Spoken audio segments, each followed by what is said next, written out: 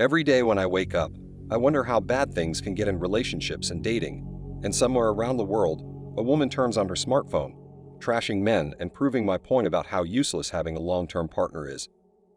I honestly thank God for social media because it revealed what women were thinking about men all along. I believe that much of the BS we hear from modern women today is due to womanism, and that the other half is what they actually felt about men from the beginning. Guys, in my experience dealing with people in general, when they are in a better situation, or somewhat equal to you, when they were once beneath you, they will begin to show you who they really are and say what they think about you. I've seen family members and friends do it, so I believe the same logic applies to women. I want you to remember that once upon a time, men were the dominant force in society, and women had no power other than raising the next generation. But look at what happened when they went from being the weaker of the gender to now being able to stand on their own in the West. Consider the treatment we receive from them, and then consider what I just said about people who end up catching up to or surpassing your level. I said that's when they start showing their true colors. Isn't that what's going on in society right now with how women treat men?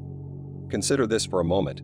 The moment they began to out-earn some men and have their own independence, they began to treat men like garbage to the point where they no longer care about men.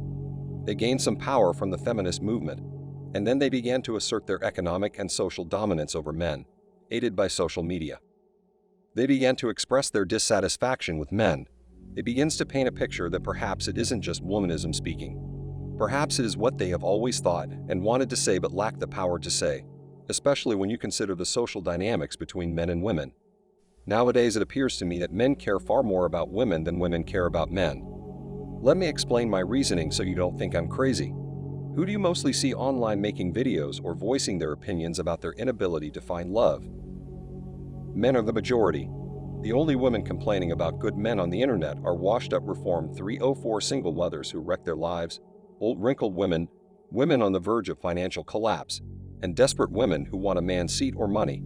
I barely ever hear the young women who actually matter in the dating marketplace complain about wanting good men. I've listened to modern women and everything they have to say, and when they are successful, they don't care about men, family, being virtuous, or anything else. They care about themselves, and if they have children, they will care about the child up to a point, and then abandon them. Aside from that, these women are selfish and entitled as hell. I see them marching in the streets to delete their own children, and I hear them openly disrespecting and dismissing men. I've heard them say they're not ready to settle down and want to enjoy their youth. I've heard and seen enough to know that these days women don't give a damn about you. See, men want relationships, men want families, and men are frustrated because they can't get what they want. It's almost as if women have become what men once were, and men are now beginning to want what women have always wanted from men. Let me go a step further. Does someone care about you if they entered a business deal with you and planned their exit strategy before starting the partnership at your expense? You'd say no way, but when it's a woman, she gets a pass because of the stench between her legs and how she makes you feel. Let me give you some perspective for you hope strategists who can't leave long-term relationships and women alone. Many of the girls you're with and your wives didn't want to be with you, but she quote-unquote settled for you because she couldn't find anyone better. This is why the settling argument exists, because if she could have gotten the top-tier guy she used to F on his yacht when she was young and dumb, you would never have had the chance to propose to her, let alone marry that Jezebel. These men complain online that women won't stop being 304 and don't understand that she knows what she's doing and wants to do it.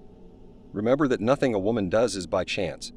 It wasn't an accident that she got pregnant, that she smoked weed and took drugs, and that she became a full-fledged cream gobbler.